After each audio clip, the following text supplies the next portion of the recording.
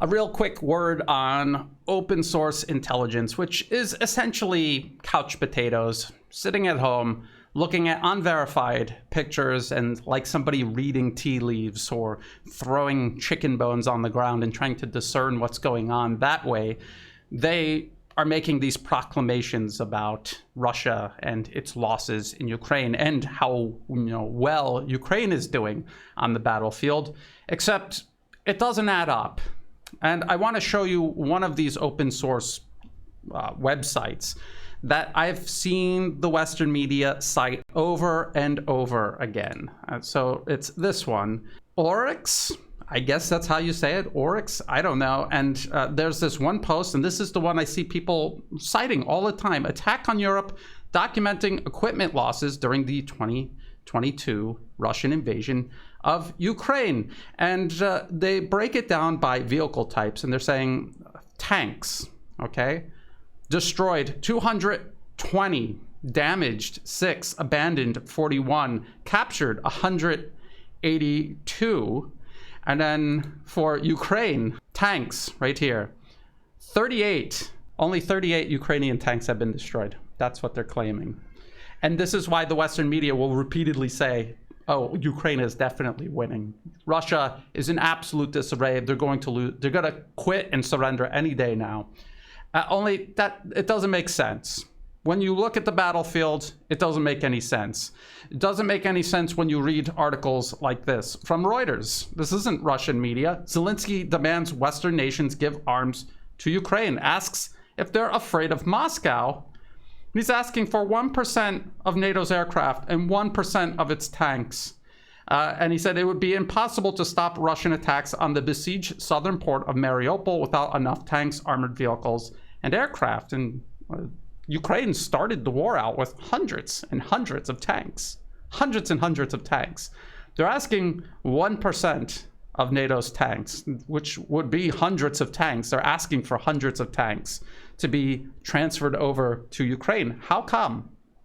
Because they lost all of their tanks. They lost way more than 38 tanks, way more, which is why Russia has taken Mariupol, which is why Russia has established a land bridge from Crimea all the way to Donbas and the border with the Russian Federation, which is why they're currently able to begin the encirclement of Ukrainian forces in Donbas along the line of contact, because they have a lot of equipment and tanks and they're outmaneuvering Ukraine, and Ukraine has nothing. They have nothing left.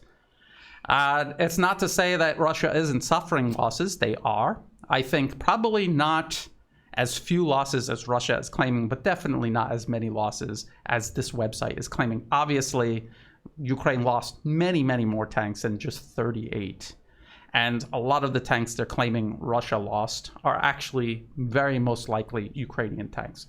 Or else, why would they be begging for more tanks? Do you know how long it takes to train a tank crew? It takes months. It takes months and months to train a tank crew. In some cases, almost half of a year. And so let's just say Ukraine wanted to double their tank force size. They didn't lose any of their tanks like this open source intelligence website is claiming. And they just want to double the size of their force. So they're asking for hundreds more tanks. It would take them half a year or more to get tank crews for those tanks, which is obviously not what they're doing. They're obviously trying to replace tanks that they have either completely lost or have been damaged to the point where they're useless and cannot get back into the action fast enough.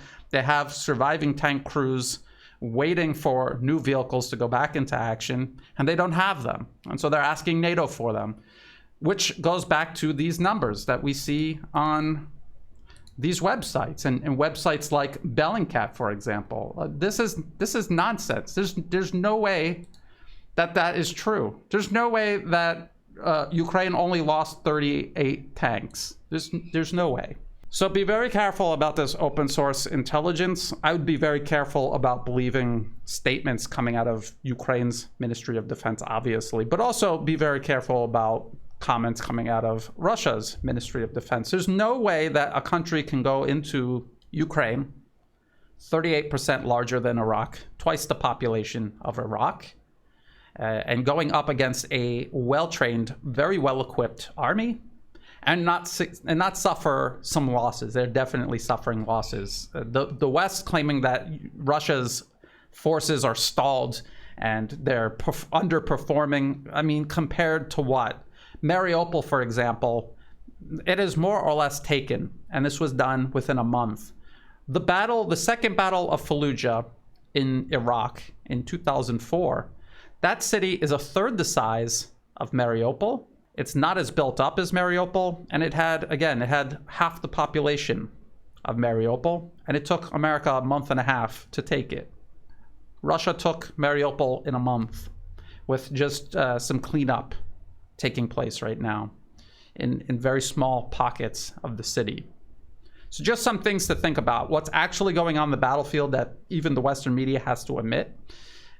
When you cut through all of the wording that they use to spin everything and to manipulate readers, they're actually telling you that these numbers don't add up. Doesn't make any sense. If Ukraine only lost 38 tanks, they would not be begging for hundreds more. There would be nothing they could do with hundreds of tanks because they don't have crews for hundreds of tanks. They would require months and months of training to make any use of those tanks, which is obviously not what's going on. Just a little common sense, use a little logic, and you're not going to get a crystal clear picture, but it will be much clearer than any picture you're trying to draw based on what the Western media is telling you. So if you thought this video was useful, please like and share. Think about subscribing. It's free to do. It helps the channel grow. If you're watching this on YouTube, check the video description below for other places you can find my work in case YouTube deletes my channel. I'm on Odyssey. I'm also on Rumble. Check the video description for the links so you can see for yourself what's going on with these open source websites, and then this Reuters article completely contradicting these numbers that are being claimed. And also in the video description are ways you can help support my work. You could do that through Buy Me a Coffee, Patreon, and PayPal. To everyone who has been contributing, thank you so much. I couldn't do this work without that support. And as always, thank you for watching.